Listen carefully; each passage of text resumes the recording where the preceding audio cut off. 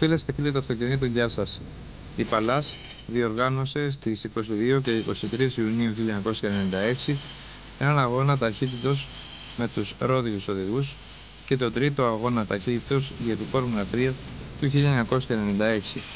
Έναν αγώνα που έγινε στο αεροδρόμιο των Μαριτσών της Ρόδου κάτω από θαυμάσιες καιρικές συνθήκες και υποστηρίχθηκε από τη Δανέση Line, τη Σίλκολιν και τον Δόνα. Ήδη βλέπουμε εικόνες από τα πιτς και την προετοιμασία των